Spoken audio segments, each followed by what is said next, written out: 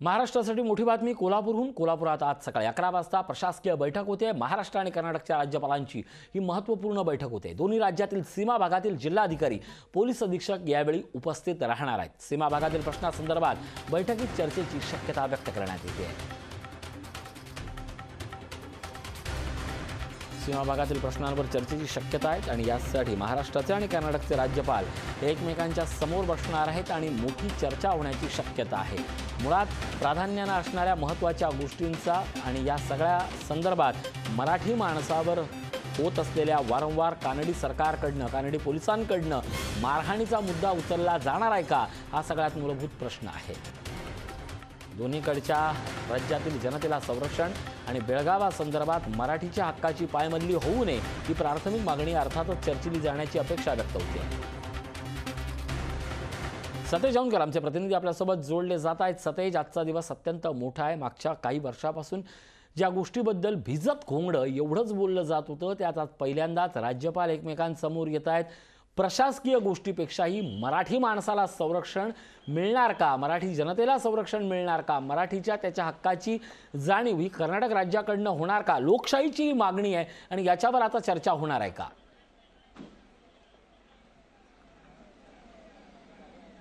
नक्कीच ऋषी सर, आज जी बैठक पार पडते कोल्हापूरच्या रेसिडेन्सी क्लबमध्ये ही महत्त्वाची बैठक आहे ती पार पडते। या बैठकीला महाराष्ट्राचे राज्यपाल कोश्यारी आणि कर्नाटकचे राज्यपाल हे देखील या बैठकीला उपस्थित राहणार आहेत। यांच्यासोबत कर्नाटकातील जवळपास 5 जिल्ह्यांचे जिल्हाधिकारी आणि पोलीस अधीक्षक आणि महाराष्ट्रातील विशेषतः कोल्हापूर, सांगली, उस्मानाबाद, लातूर या परिसरातील जे जिल्हाधिकारी आणि पोलीस अधीक्षक आहेत त्यासोबत दोन्ही राज्यातील विभागीय आयुक्त हे देखील या बैठकीला उपस्थित राहणार आहेत। या बैठकीमध्ये प्रामुख्याने दोन्ही राज्यपालांच्या उपस्थितीत समन्वय कसा साधला जाईल, महाराष्ट्र आणि कर्नाटकमध्ये विशेषतः समन्वय कसा साधला जाईल या संदर्भातली चर्चा आहे ती होणार आहे। गेल्या वर्षी 1-2-3 वर्षा पाठीमागं कोल्हापूरला प्रचंड अशा महापुराने वेढलेलं होतं। या महापुराला आलमट्टी धरण जबाबदार असल्याचं देखील बोललं जात होतं। या पार्श्वभूमीवरती आता आलमट्टी धरणाची उंची देखील वाढवली जाण्याची जी शक्यता आहे ती वर्तवली जाते। त्या पार्श्वभूमीवरती महाराष्ट्र आणि कर्नाटकात समन्वय राहावा यासाठी अनेक विभागांचे जे प्रशासकीय अधिकारी आहेत ते या बैठकीला उपस्थित राहणार आहेत। कित्येक वर्षापासूनचा जो सीमा प्रश्न आहे तो सध्या प्रलंबित आहेत, अनेक हुतात्मे झालेले आहेत। मात्र अद्याप देखील ही न्यायप्रविष्ट बाब जरी असली तरी देखील या संदर्भात कोणता समन्वय साधता येईल यावर प्रामुख्याने हे सगळे दोन्ही राज्यपाल आणि प्रशासकीय अधिकारी जे आहेत ते चर्चा करणार आहेत। तिसरी अत्यंत महत्त्वाची बाब म्हणजे या भागातून गोवा मद्याची खूप मोठ्या प्रमाणावरती तस्करी चालते। त्यासाठी बॉर्डर चेकपोस्ट जे आहेत ते अतिसक्षम करण्याबाबतचा जो विचार आहे तो देखील यामध्ये केला जाण्याची जी शक्यता आहे ती वर्तवण्यात आली आहे। त्यासोबत जे तस्कर हत्या आहेत ते कर्नाटकातून महाराष्ट्रात येतात, मोठ्या प्रमाणावरती नुकसान करतात। त्या पार्श्वभूमीवरती देखील या सगळ्या बैठकीमध्ये चर्चा होणार असल्याची जी प्रामुख्याने जी आहे तो विषय या ठिकाणी होताना पाहायला मिळतोय। या सगळ्या रेसिडेन्सी क्लबमध्ये आता काही वेळापूर्वीच दोन्ही राज्याचे राज्यपाल महोदय आहेत ते या ठिकाणी दाखल झालेले आहेत आणि आपण पाहतोय की या सगळ्या बैठकीपूर्वीच कर्नाटकचे राज्यपालांनी करवीर निवासिनी अंबाबाई देवीचं दर्शन घेतलेलं आहे।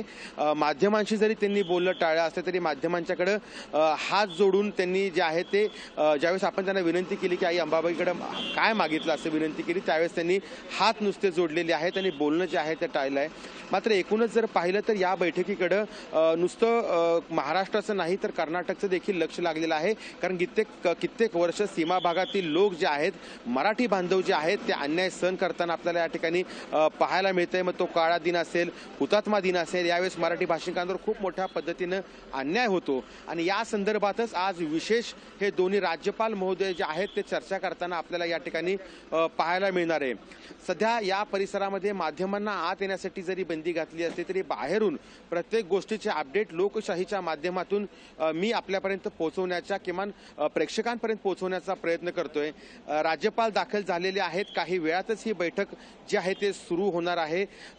मोठा पोलीस बंदोबस्त या परिसरामध्ये तैनात करण्यात आलेला आहे आणि महाराष्ट्राचे सीमा भागातील सगळे अधिकारी या सगळ्याबाबत आपण बोलूया। कर्नाटकातील अधिकारी देखील या ठिकाणी दाखल झालेले या सगळ्याबाबत बोलूया। पण आपल्यासोबत महाराष्ट्र एकीकरण समितीचा बेळगाव मधला चेहरा आणि ज्यांच्याबद्दल महाराष्ट्र महाराष्ट्रात प्रचंड उत्सुकता आहे. ते शुभम शेळके जोडलेले आहेत आपल्यासोबत. शुभमजी, स्वागत आपलं. खरं तर बेळगावबद्दलची अस्मिता, बेळगावच्या अस्मितेसाठी एक राष्ट्रीय चेहरा म्हणून देखील तुमच्याकडे पाहिलं जातं. आज सीमाप्रश्नी 2 राज्यपाल भेटत आहेत. खरं तर प्रशासकीय चर्चा होईल, पण लोकशाही न्यूज स्वतः एक भूमिका घेते की अगोदर मराठी तरुणांवर, मराठी माणसांवर त्याच्या हक्काबाबत, त्याच्या मराठी बोलण्याबाबत पोलिसी जे वळ होत आहेत, पोलिसी कारवाई होते, ती अगोदर थांबवली पाहिजे. तुमची काय भूमिका आहे आणि तुमची आज या सगळ्या बैठकीकडे कशा पद्धतीने नजर असणार आहे? नक्कीच आजची बैठक ही जिल्ह्यांच्या समस्या सोडवण्यासाठी, सीमेलगतच्या जिल्ह्यांच्या समस्या सोडवण्यासाठी म्हणून ते बोलतायत. पण याच्यापेक्षा, आमच्या चळवळीपेक्षा, या सीमा लढ्यापेक्षा मोठी समस्या मुळातच सीमा भागात कुठली नाहीये. प्रत्येक वेळेला मराठी माणसाची गळचेपी, इथल्या मराठी आमच्या मातृभाषेच्या गळ्या घोटण्याचा जो प्रयत्न होतोय तो थांबला पाहिजे. याच्यातूनच इथला सामाजिक कुठेतरी द्वेष कन्नड आणि मराठी भाषिकांमध्ये निर्माण होतोय आणि याचा फटका इथल्या सामाजिक, सांस्कृतिक आणि इथल्या अर्थातच या इथल्या भौगोलिक क्षेत्रावर सुद्धा दिसून येतोय. आणि यासाठी खऱ्या अर्थानं दोन्ही राज्यांनी पुढाकार घेऊन हा प्रश्न तात्काळ सोडवण्याची आता काळाची गरज आहे. शुभमजी, या दोन्ही जिल्ह्यांमध्ये आपण फिरलाय, या इथल्या प्रत्येक गावागावाचा आपला अभ्यास आहे. तुम्हाला नेमक्या नागरी समस्या आणि या समस्येतनं उद्भवणारे 2 जिल्ह्यांतर्गत वाद कोणते वाटतात? नाही, मुळातच कसं आहे, इथं एखादी समस्या, आता सामाजिक समस्या जरी मराठी भाषिकांनी जिल्हा प्रशासनाकडे घेऊन जायचा प्रयत्न केला तरी तर समितीत, चळवळीत काम करणारी माणसं किंवा मराठी माणसं म्हणून आमचं कुठलाही कसलाही प्रकारचं निवेदन असलं तर त्याला केराची टोपली दाखवली जाते. त्यामुळं जोपर्यंत हा आमचा मूळ मुद्दा जो सीमा प्रश्न आहे तो निकालात लागत नाही तोपर्यंत बाकीच्या समस्यांचा काही तोडगा निघेल असं मला तरी वाटत नाही. मी तोच प्रश्न विचारतो की या मूळ समस्या म्हणजे नेमका प्राधान्यक्रम काय वाटतोय आपल्याला? आता त्यांच्या हिशोबाने अलमट्टी किंवा हे पूर परिस्थिती किंवा अतिवृष्टीमुळे ज्या अडचणी येतात या त्यांना वाटतात, किंवा बेळगाव तसा भौगोलिक दृष्ट्या खूप समृद्ध प्रदेश आहे आणि बेळगावात सुद्धा विविध सामाजिक समस्या राहतात.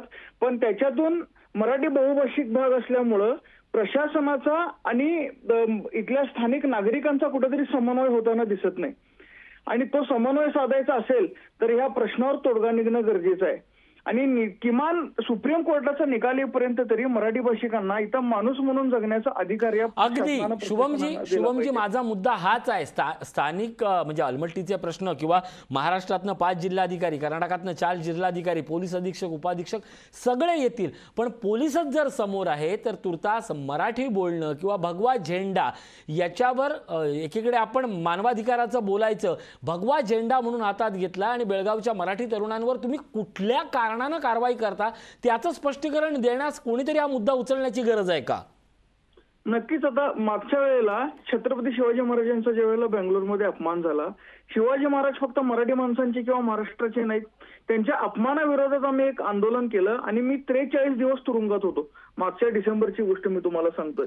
मग असं असताना इथं कशा प्रकारे म्हणजे जे सामाजिक किंवा तिथले भौगोलिक प्रश्न सोडवण्याच्या दृष्टिकोनातून ही बैठक घेतो म्हणताय, पण जर तुम्ही इथल्या लोकांना माणूस म्हणूनच समजून घेण्याची तुमची मानसिकता नसेल तर तुम्ही कशा प्रकारे या समस्या सोडवणार, हा माझा दोन्ही प्रशासनांना प्रश्न आहे.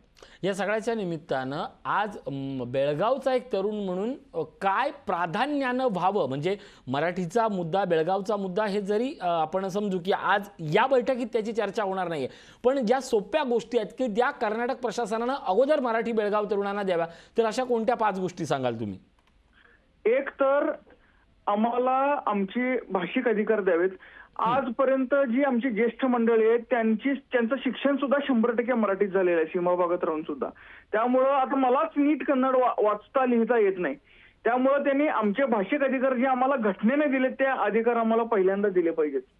त्याच्यानंतर प्रत्येक सरकारी ठिकाणी तुम्ही जर जाऊन एखाद्या वेगळ्या सामान्य भाषा म्हणून हिंदीत जरी तुम्ही बोलायचा प्रयत्न केला तर कानडी भाषा बोलायचं असेल तर एखाद्या सरकारी कार्यालय थांबायचं, अन्यथा तुम्ही जाऊ शकता.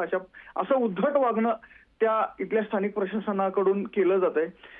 त्यामुळे पहिल्यांदा हे आदेश दिले पाहिजेत की तिथल्या लोकांना जोपर्यंत प्रश्न सुटत नाही तोपर्यंत जैसे ते परिस्थिती ठेवायचा आदेश सुप्रीम कोर्टाने दिलेला, त्या आदेशाचं पालन करत इथल्या लोकांना माणूस म्हणून समजून घेऊन, त्यांचे प्रश्न समजून घेऊन इथल्या समस्यांचा तोडगा काढण्यासाठी प्रशासनानं सहकार्य केलं पाहिजे. हे आदेश खऱ्या अर्थानं पहिल्यांदा दिले पाहिजे. नक्कीच. एक तर सामाजिक प्रश्न झाले, शैक्षणिक क्षेत्रात सुद्धा मराठी भाषिकांना वेगवेगळ्या पद्धतीनं त्रास दिले जातात.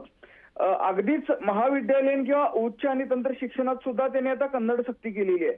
जिथं भाषेचा पर्याय दिला जातो तिथं सगळे पर्याय हटवून फक्त कानडी भाषा पर्याय म्हणून शिल्लक ठेवलेली आहे. म्हणजे अशा वेगवेगळ्या प्रकारे यांनी एक संस्कृती आणि एक भाषा संपवण्याचा जो घाट घडलाय तो सध्या जोपर्यंत प्रश्न निकालात निघत नाही तोपर्यंत तरी थांबवणं गरजेचं आहे. आणि राहिला गोष्ट सरकारी नोकऱ्यांचा, तुमचं आडनाव किंवा तुम्ही मराठी आहात म्हणूनच पहिल्यांदा तुम्हाला बाजूला केलं जातं. प्रत्येक सरकारी सोयी सुविधा किंवा ज्या सवलती आहेत त्याच्यापासून मराठी माणसांना इथल्या वंचित ठेवलं जातं. या सगळ्या समस्या जर तुम्ही पाहिल्यात तर इथं घटना, संविधान किंवा मानवाधिकार हा प्रकारच नाहीये आणि तो प्रकार त्यांनी समजून घेऊन आम्हाला आमचे अधिकार, मूलभूत अधिकार जे आहेत ते पहिल्यांदा प्रश्न सुटेपर्यंत देणं गरजेचं आहे. नक्कीच धन्यवाद शुभमजी. या सविस्तर चर्चेबद्दल शुभम शेळके आपल्या सोबत होते. थेट जाऊया, आमचा प्रतिनिधी नंदकिशोर गावडे आपल्यासोबत जोडला जातोय. नंदकिशोर, खरं तर काही वेळापूर्वी आपण सतेजशी बोललो, कोल्हापुरातनं एक मेगा कव्हरेज करतोय आपण. शुभम शेळकेंशी बोललो, एकीकरण समितीच्या मागण्या घेतल्या. काय अपेक्षा आहेत बेळगावमधनं या सगळ्याबाबत? नक्कीच ऋषी सर, आपण बघितलं गेलं की बेळगाव आणि मराठी म्हणजे एकंदरीत पाहायला गेलं तर बेळगावला मराठी भाषेचाच वावडा आहे की मराठी लोकांचं वावडा आहे हे नेमकं पाहायला मिळतं. कारण प्रत्येक वेळेला जे सीमा भागातील लोक बेळगावला जातात त्यांच्यावरती कुठेतरी तुम्ही कन्नड बोला, तुम्ही मराठी बोलू नका अशा पद्धतीची सक्ती केली जाते. किंवा एकंदरीत मागच्या सर्व घडामोडी बघितल्या तर सूडबुद्धीनं सर्व मराठी लोकांवरती कारवाई केल्या जातात, मराठी लोकांना कुठेतरी अडकवण्याचा प्रयत्न केले जातात.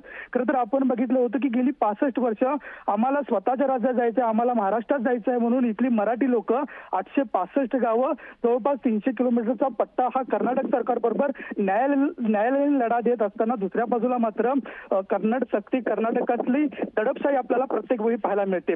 एकंदरीत महाराष्ट्र एकीकरण समिती ही मराठी लोकांच्या पाठीमागे खंबीरपणे उभी आहे. मराठी लोकांच्या मागण्यासाठी जेव्हा जेव्हा लढा उभारला किंवा जेव्हा जेव्हा मोर्चा आंदोलनं झाली तेव्हा तेव्हा कर्नाटक सरकारची प्रत्येक वेळा दडपशाही झाली. एकंदरीत विशेष तर आपण काही दिवसांपूर्वी प्रकरण बघितलं की बेंगलोरला छत्रपती शिवाजी महाराजांच्या तोंडावरती शाई फेकण्यात आली. हा निर्दयी प्रकार ज्यांनी केला त्यांची सुटका लवकर झाली, परंतु याचा निषेध बेळगावातील मराठी लोकांनी केला. त्यांना कुठेतरी राष्ट्रद्रोहासारखी कलम लावून त्यांना अडकून 2-2 महिने कारावास भोगावा लागला. एकंदरीत बेळगावचा विचार करत असताना बेळगाव महानगरपालिका असू दे किंवा बेळगावातील मुख्य रस्ते असू दे, ज्या ठिकाणी 3-3 भाषा होती ती भाषा बदलून फक्त कन्नड भाषाच आपल्याला पाहायला मिळते.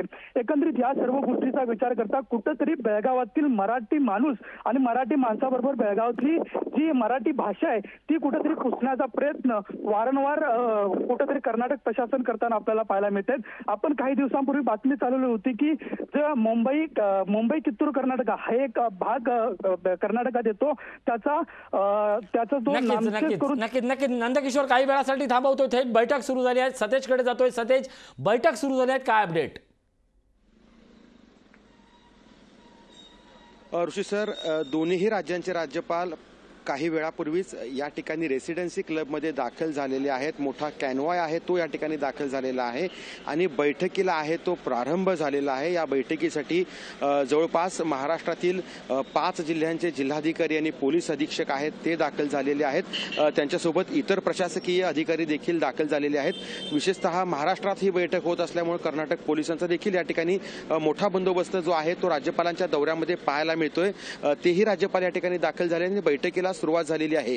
प्रामुख्यानं अजेंडावरचा विषय आज सीमा भागातील अनेक समस्यांचाच आहे आणि प्रामुख्यानं ज्या पद्धतीनं गेले कित्येक वर्ष हा जो सीमा प्रश्न जो रडत पडला आहे त्या संदर्भात प्रामुख्यानं चर्चा केली जाणार आहे. तोच विषय जो आहे तो अजेंड्यावरचा पहिला असणार आहे. दुसरा विषय जो असणार आहे तो आलमट्टी धरणासंदर्भातील असणार आहे. तिसरा विषय जो आहे तो या संदर्भात जी तस्करी होते, विशेषतः गोव्यातून जी मोठ्या प्रमाणात दारू तस्करी होते ती रोखण्यासाठी सीमा भागातील जे चेकपोस्ट आहेत ते प्रामुख्याने कसे स्ट्रॉंग करायचे हा विषय आहे.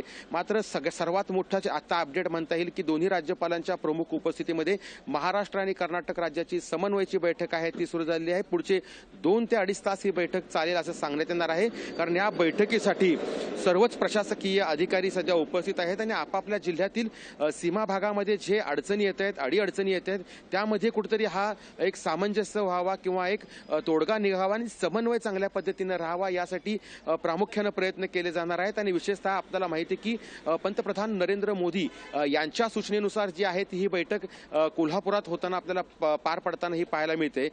या बैठकीकडे संपूर्ण महाराष्ट्राचं आणि कर्नाटकचं लक्ष लागलेलं आहे। आपल्याला माहिती आहे की गेल्या 3 दिवसापूर्वी ज्यावेळेस कर्नाटकचा स्थापना दिन साजरा झाला त्यावेळेस महाराष्ट्र एकीकरण समिती जी आहे ती या ठिकाणी बेळगावमध्ये काळा दिन साजरा करते आणि या पार्श्वभूमीवर मराठी भाषिकांना झालेला विरोध विशेषतः कर्नाटकातून जे महाराष्ट्रातून जे शिवसैनिक ज्यावेळेस कर्नाटकमध्ये जातात त्यांना झालेला विरोध पाहता या बैठकीकडे सर्वांचंच लक्ष लागलेलं आहे आणि या बैठकीत नेमका काय तोडगा निघतो किंवा काय या बैठकीत ठरतं आणि माध्यमांसमोर काय येतं हे पाहणं महत्त्वाचं ठरणार आहे। नक्कीच सतेज, आपण काही वेळापूर्वी शुभम शेळके यांच्याशी बोललोय, याच वेळेला नंदकिशोर गावडे यांच्याशीही बोलतोय। लोकांचं म्हणणं आहे की अलमट्टीचा विषय असेल किंवा बाकी काही विषय असेल, या सर्व स्थानिक समस्या अगोदर बेळगावातल्या मराठी माणसाला माणूस म्हणून वागवण्यात, त्याच्या मराठी बोलण्यात तुमची हरकत आणण्यात हे मुद्दे चर्चेला घेतल्याशिवाय बाकीच्या समस्यांवर चर्चा करणं हे योग्य ठरणार नाही, कारण मूळ तेच आहे आणि ते मूळ सध्या तरी मुळात बेळगाव कुणाचं या प्रश्नाचं उत्तर देणं कदाचित कोर्टाच्या हातात असेल, दोन्ही देशाच्या न्यायदान यंत्रणेच्या हातात असलं तरी देखील माणूस म्हणून त्याला चांगली वागणूक देणं, माणूस म्हणून दुजाभाव न करणं, या प्राथमिक गोष्टी कर्नाटक सरकारकडून होताना दिसत नाही आहेत। राज्यपाल या संदर्भात महाराष्ट्राचे बोलतील का?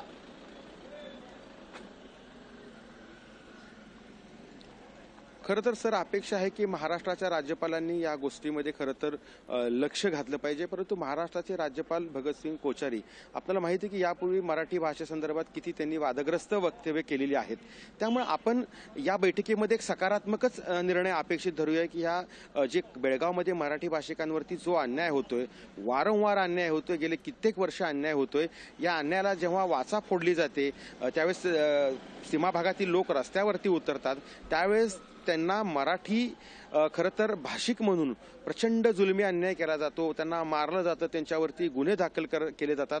याच प्रामुख्यानं जो विषय धरून या बैठकीमध्ये चर्चा होणं खरं तर अपेक्षित आहे। मात्र हा सध्या जो प्रश्न आहे तो न्यायालयीन प्रश्न आहे, सर्वोच्च न्यायालयात हा सध्या प्रश्न प्रलंबित आहे, त्या संदर्भात तारखा पडत आहेत, त्या संदर्भात हेअरिंग देखील सुरू आहे। त्यामुळे आपण त्या गोष्टी जरी गृहीत धरल्या तरी या बैठकीमध्ये त्या संदर्भात प्रामुख्यानं चर्चा होते की नाही हे बैठक झाल्यानंतरच कळेल, पण माणूस म्हणून जी मराठी भाषिकांना त्या ठिकाणी बेळगाव प्रशासनानं वागणूक दिली पाहिजे ती दिली जात नाहीये, त्याच मुद्द्यांवरती या खरं तर बैठकीत चर्चा होणं अपेक्षित आहे आणि तेच बेळगाववासियांना किंवा जे बिदर असेल, भालकी असेल, ह्या सगळ्या जो संयुक्त जो महाराष्ट्र जो आपण अपेक्षित धरलेला आहे या सगळ्या भाषिकांना तीच अपेक्षा आहे की या ठिकाणी खरं तर हीच चर्चा होणं अपेक्षित आहे। मात्र आता काही वेळापूर्वी जी बैठक आहे ती सुरू झालेली आहे आणि या बैठकीमध्ये काय चर्चा होते हे पाहणं महत्त्वाचं ठरणार आहे। नक्कीच धन्यवाद या सगळ्या अपडेटबद्दल। आपल्यासोबत होते आमचे प्रतिनिधी सतेज जौनकर आणि कोल्हापुरात कर्नाटक आणि महाराष्ट्र या दोन राज्यांसंदर्भात एक मोठी बातमी होते त्याच्या संदर्भात ते बोलत होते।